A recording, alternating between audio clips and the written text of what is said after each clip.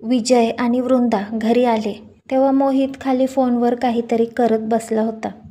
Dad, विजयना पाहून त्याने लगेच मोबाईल बाजूला ठेवला. येस मोहित. डॅड, मला माझ्या फ्रेंड्सना घेऊन हॉलिडेसाठी जायचंय स्पेनला. मोहित बेफिकिरीने म्हणाला.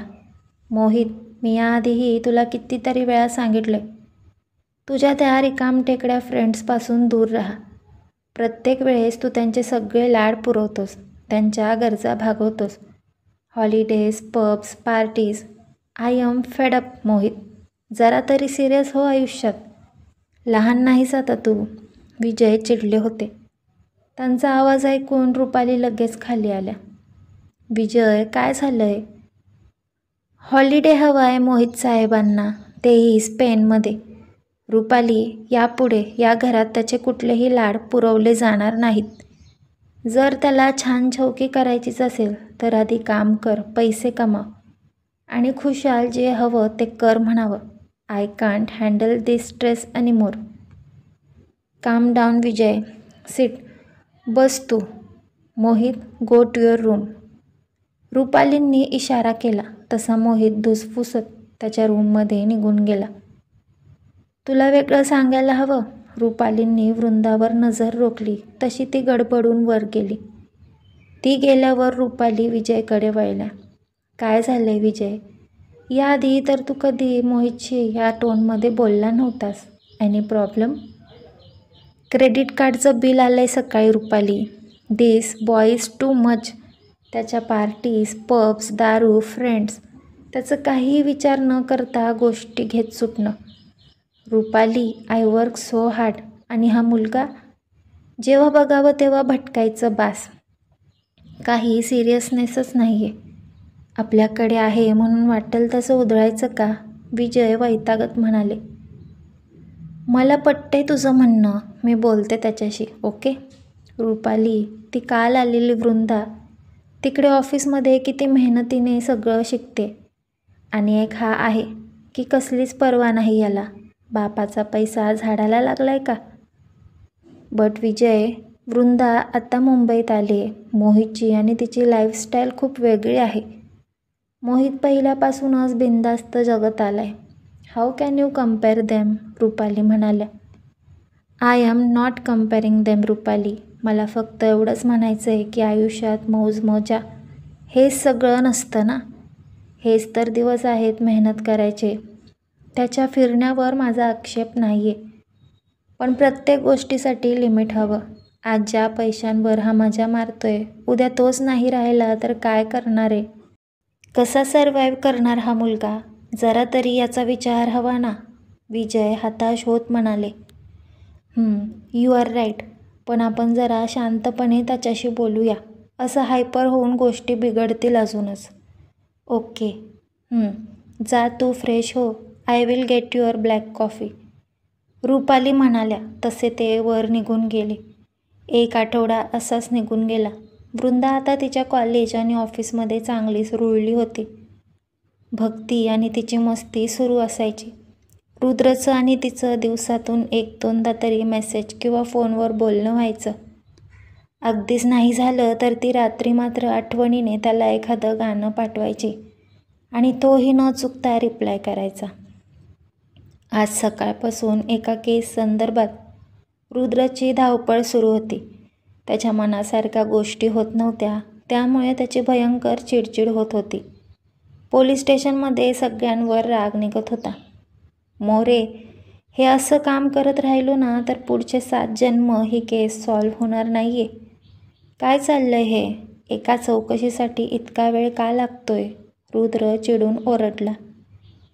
सर, ते हाय प्रोफाईल केस. त्यांच्या स्टेटस आणि पैशांशी मला काहीही देणं घेणं नाहीये मोरे. त्याला उद्याच्या उद्या इकडे बोलवायचं आणि नाही आला तर फरफटत घेऊन यायचं. रुद्र दरडावत म्हणाला. कुठल्या तरी ॲक्टरशी रिलेटेड केस होती, त्यामुळे मीडिया आणि बाकी सगळे फारच इंटरेस्टेड होते. रुद्र चिडचिडत त्याच्या कॅबिनमध्ये आला आणि त्याने चेअरला टेकत डोळे बंद केले. त्याचा फोन वाजला. अननोन नंबर पाहून त्याने फोन उचलला तर कुठला तरी स्पॅम कॉल होता. झालं. रुद्र सॉलिड बरसला पलीकडच्या व्यक्तीवर आणि त्याने रागात फोन कट केला. पाण्याचा ग्लास उचलून तोंडाला लावणार तोच परत फोन वाजला. त्याने वैतागत नाव न पाहता फोन उचलला. काय आहे, एकदा सांगितलेलं कळत नाही फोन नाही करायचा म्हणून. रिकाम तेकडा वाटलं तुला, युजलेस. ठेव फोन. रुद्र इतक्या जोरात फोनमध्ये खेकसला की पलीकडे वृंदा एकदम डचकली. ऑफिसर, तिने हिम्मत करून त्याला हाक मारली. वृंदा. रुद्र तिचा आवाज ऐकून एकदम 10व्या मजल्यावरून तळमजल्यावर आला. बिझी आहात? सॉरी, मी डिस्टर्ब केलं तुम्हाला, नंतर बोलू. वृंदा फोन ठेवणार की. नो. वृंदा, बोल ना तू. सॉरी, ते एका केसची गडबड सुरू आहे आणि स्पॅम कॉल्स, यू नो. तुझं नाव पाहिलं नाही आणि ओरडलो. सॉरी. चिडलीस? रुद्रने सॉफ्टली विचारलं. I can understand. होतं असं कधी कधी, वृंदा म्हणाली. आता कसा काय फोन केलास? ऑल ओके ना? रुद्रने विचारलं. बोल ना पटकन मंद. मागून भक्ती वृंदाच्या कानापाशी बुणबुणत होती. हो ना, थांब की जरा. वृंदा तिच्याकडे पाहत फुसफुसली. अय, तू एक एक अक्षर बोलेपर्यंत तिकडे ते म्हातारे होतात बघ. चल दे फोन, म्हणत भक्तीने तिच्या हातातून फोन काढून घेतला. हॅलो जीज. फटका पडला आणि भक्तीने जीभ चावली. ते म्हणजे हॅलो सरजी. कसं काय सगळं? लय झाक. रुद्रनेही तिच्याच टोनमध्ये उत्तर दिलं. अय वृंदे, हे बघ की, आपल्याच गँगचे आहेत राव. भक्तीने खुश होऊन उडी मारली. भक्ते, मुद्द्यावर येते का तू? नाहीतर दे इकडे फोन.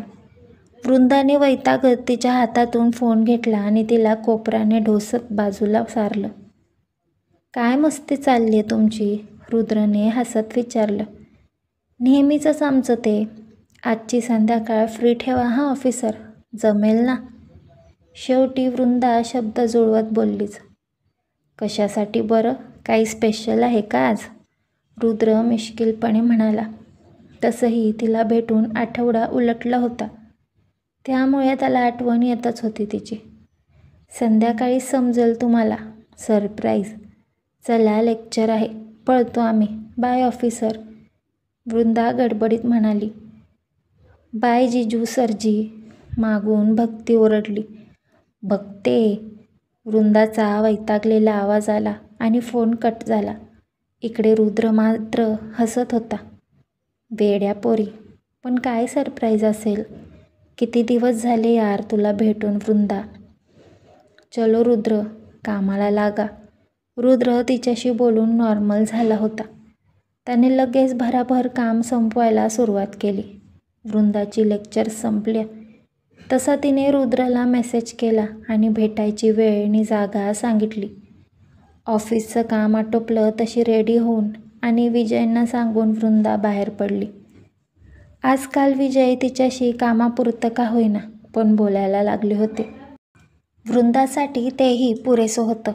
तन्वी आणि मोहित अजूनही तिच्याशी फटकूनच वागायचे, पण ती जास्त मनावर घ्यायची नाही आजकाल. रुद्र घरी जाऊन चेंज करून बाहेर पडला. दादीचं त्याच्याकडे लक्ष होतं. कितीतरी दिवसांनी त्याच्या चेहऱ्यावर मन मोकळं हसू होतं. दादींना बरोबर कळलं होतं रुद्रसाहेब कुणीकडे जात आहेत ते.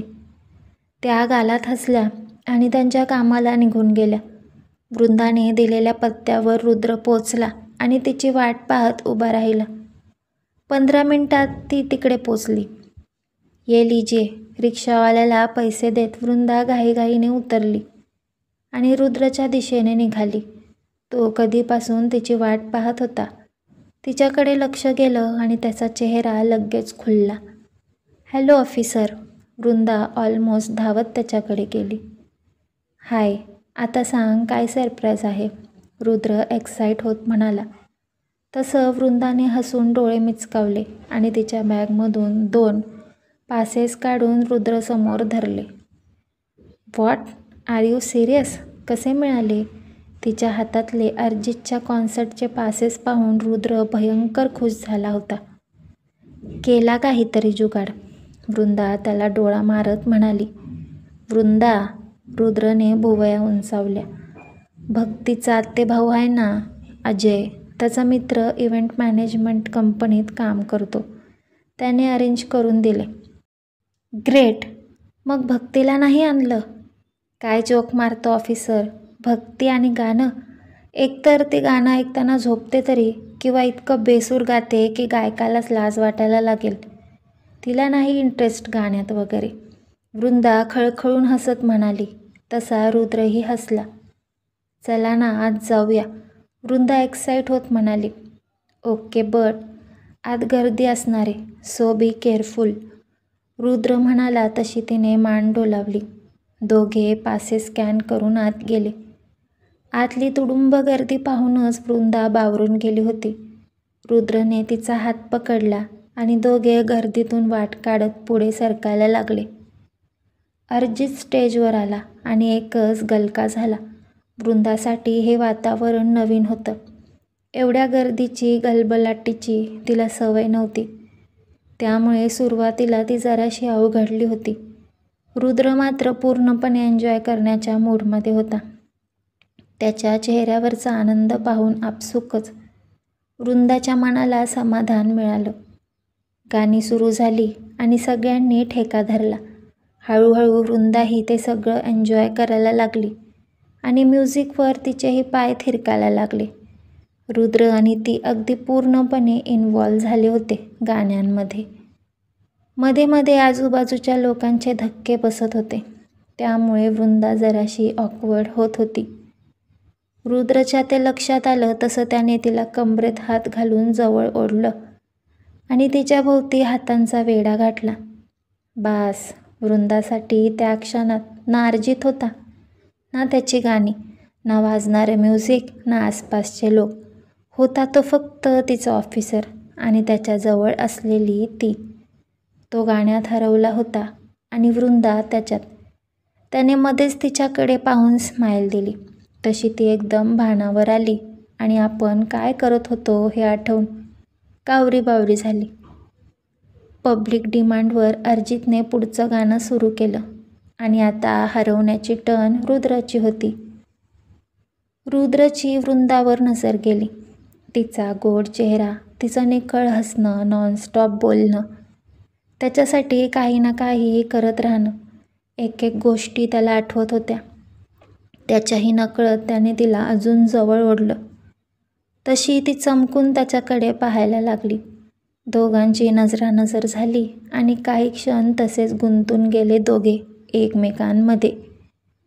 टाळ्या आणि शिट्ट्या वाजल्या तसे दोघे भानावर आले आणि वृंदा पटकन त्याच्यापासून थोडी दूर झाली. त्यानंतर मात्र दोघे जरासे दूरच होते.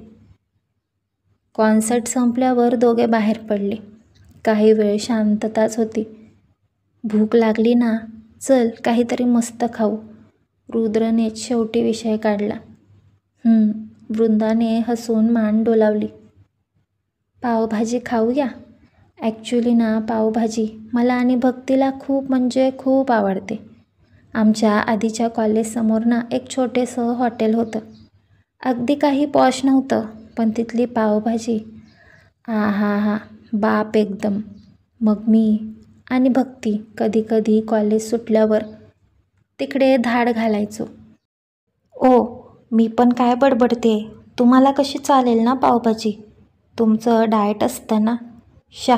वेडी वृंदा. तिने स्वतःलाच टपलीत मारून घेतलं आणि रुद्रला मात्र हसू आलं. मगाशी जराशी ऑकवर्ड झालेली वृंदा, पण आता चॅटरबॉक्स मोड परत ऑन झालेला. रुद्रला हायसं वाटलं. माझं डाएट तसंही यापुढे होईल असं वाटत नाही. सो चला, पावभाजी तो पावभाजीही सही. रुद्र मिश्किलपणे तिच्याकडे पाहत म्हणाला. तसं तिने डोळे फिरवले. हसत खेळत मस्ती करत दोघांनी पावभाजीवर ताव मारला आणि तिला घरी सोडून रुद्र त्याच्या घरी गेला. वृंदा आनंदातच घरी आली, पण तिला माहीत नव्हतं तिच्या आनंदावर विरजण घालायला तन्वी मॅडम ऑलरेडी घरी आलेल्या आहेत. आरव 2 दिवसांसाठी नाशिकला गेला होता, त्यामुळे माहेरी पळून आली होती. वृंदा दिवसभर घरी नसल्याने तिला या गोष्टीची कल्पनाही नव्हती. तन्वीने वृंदाला रुद्रच्या कारमधून उतरताना पाहिलं. ती लगेच तिच्या रूमचा दरवाजा उघडून बाहेर आली. वृंदा तिच्या रूममध्ये जात होती की तन्वी आडवी आलीच. दीदी, तू कधी आलीस? वृंदाने हसून विचारलं. जेव्हा तू माझ्या देवर्जीसोबत गुलछर्रे उडवायला गेली होतीस तेव्हा. तन्वीने तिच्यावर नजर रोखली. व्हॉट्स गोईंग ऑन वृंदा? तसं काही नाही आहे दीदी, वी आर जस्ट फ्रेंड्स, वृंदाने सांगितलं. ओ फ्रेंड्स, आय सी. लुक, तू समजतेस तितकी मूर्ख नाही आहे मी. तुला काय वाटतं, मला कळत नाही का तुझं काय सुरू आहे ते? काय सुरू आहे दीदी? वृंदाने शांतपणे विचारलं. सतत त्या रुद्रच्या मागे मागे करत असतेस तू. कशासाठी? त्याला फसवून जाळ्यात ओढायचं आहे तुला? म्हणजे कसं? तुलाही प्रधानच्या पैशांवर मजा मारता येईल ना? वृंदा देशमुख म्हणून तर तुला काडीची किंमत नाही आहे. स्वतः वृंदा प्रधान बनवून पाहूया. नेम फेम मिळतंय का? Right Vrinda? But you know what? तुला वाटतं ना तसं नाही आहे हां वृंदा. तो मुलगा होपलेस आहे. तो आणि त्याची ती फडतूस पोलीसची नोकरी. त्याच्यापेक्षा बरी मुलं मिळतील तुला. रादर गावाकडे तर असतीलच ना भरपूर. तिथलाच एखादा पकड, एवढीच इच्छा असेल तर. तन्वी भडाभडा बोलून मोकळी झाली. दीदी, तुला नक्की काय खटकतंय सांगशील मला? माझी आणि ऑफिसरची फ्रेंडशिप खटकते, की त्यांचं प्रोफेशन खटकतंय, की ही भीती वाटते की उद्या ऑफिसर आणि मी एकमेकांच्या प्रेमात पडलो आणि मी त्या घरात आले तर तुझा पत्ता कट होईल? सांग ना, नक्की प्रॉब्लेम काय आहे तुझा? वृंदाच्या आवाजात धार होती. वृंदा, बिहेव. तन्वीचा संताप झाला होता, कारण वृंदाने तिची दुखती नस दाबली होती. दीदी, मी आतापर्यंत कधी तुला उलट उत्तर दिलं नाही. याचा अर्थ असा होत नाही की मला बोलता येत नाही, पण मला गरज वाटत नाही या गोष्टींची. राहिला प्रश्न ऑफिसर आणि माझा, तर एक गोष्ट नीट ऐकून घे. त्यांच्याविषयी आणि त्यांच्या प्रोफेशनविषयी मला प्रचंड रिस्पेक्ट आहे. त्यामुळे त्याबद्दल वावगं बोललेलं मी खपवून घेणार नाही. बाकी तुला जे हवं ते समज तू. फ्रेंडशिप म्हण, प्रेम म्हण, काहीही म्हण, जे आहे ते प्युअर आहे. त्यात कसलाही खोटेपणा किंवा स्वार्थ नाही आहे. वृंदा आज पहिल्यांदाच तिच्या नजरेला नजर भिडवून बोलली होती आणि तन्वी अवाक होऊन तिच्याकडे पाहत होती. वृंदा, तन्वी चिडवून बोलत होती की वृंदाने तिला थांबवलं. दीदी, मी कधीच तुझ्या कुठल्या गोष्टीत पडत नाही आणि माझी तुझ्याकडूनही तीच अपेक्षा आहे. मी कोकुकलं बाळ नाही आहे. माझं भलं बुरं मलाही कळतं, चांगलंच कळतं. सो प्लीज तुझ्या नवीन संसारावर फोकस केलंस तर बरं पडेल. जीजू इज अ जेम, व्हॅल्यू हिम. वृंदाने तिला खडे बोल सुनावले आणि ती तिच्या रूममध्ये निघून गेली. तन्वी मात्र रागाने लाल झाली होती. वृंदा एवढं बोलेल असं तिला कधीच वाटलं नव्हतं. तिला कायम वाटायचं ती गावाकडे राहिली म्हणजे तशीच बावळट असेल, पण ती असंही बोलू शकते यावर तिचा विश्वासच बसत नव्हता. रागातच ती तिच्या रूममध्ये निघून गेली. पण राग नक्की कसला होता? वृंदा बोलली त्याचा, किती खरं बोलली त्याचा, हे मात्र तन्वीलाच माहीत होते. रुद्र गुणगुणतच घरी आला. दादींना झोप येत नव्हती, त्यामुळे ते खाली वाचत बसल्या होत्या. हाय दादी. रुद्र त्यांच्या मांडीवर डोकं ठेवून सोफ्यावर आडवा झाला. आलास घोडांब्या? आज खुश दिसते स्वारी. काय स्पेशल? दादीने डोळे मिचकावले. तसं नाही ग काही दादी. वृंदासोबत गेलेलो अरिजितच्या कॉन्सर्टला. अमेझिंग यार दादी, जस्ट अमेझिंग. तो माहोल, ते म्युझिक, तो डान्स, रुद्र सांगत होता. आणि ती वृंदा. हो ना? दादी मिश्किल हसत म्हणाल्या, तसा तो एकदम गडबडला. दादी काय तू? तसं नाही ग. We are friends. रुद्रने सारवासारव केली. हो का? पण मी कुठे काय म्हणाले गोडंब्या, मी तर फक्त तिचं नाव घेतलं. दादींनी हसत खांदे उडवले. दादी, रुद्रही हसायला लागला. आवडते? माहीत नाही ग, म्हणजे आवडते, खूप आवडते, पण मैत्रीण म्हणून की अजून काही ते माझं मलाच कळत नाही आहे. पण एक मात्र आहे, ती असली ना की सगळं सोपं वाटायला लागतं दादी. तशी तर ती लहान आहे ग, पण जेव्हा बोलते ना असं वाटतं ऐकतच राहावं. जेवढी चुलबुली आहे ना तेवढीच मॅच्युअर पण आहे ती. काय कनेक्शन आहे माहीत नाही, पण जे आहे ते बाप एकदम. रुद्र हसत म्हणाला. अरे वा, आता तिची भाषाही बोलायला लागलात रुद्रराव, दादी त्याला चिडवत म्हणाल्या. तसे दोघेही हसायला लागले. रुद्र बाळा, मी तुला कधी फोर्स करणार नाही, पण ज्या वेळेस तुला स्वतःहून तुझ्या भावना कळतील ना तेव्हा उशीर करू नकोस हां. दादी त्याच्या केसात हात फिरवत म्हणाल्या. रुद्रने मान डोलावली आणि डोळे बंद केले. वृंदा, तिला आठवून आपसुकच त्याच्या चेहऱ्यावर स्माईल आली.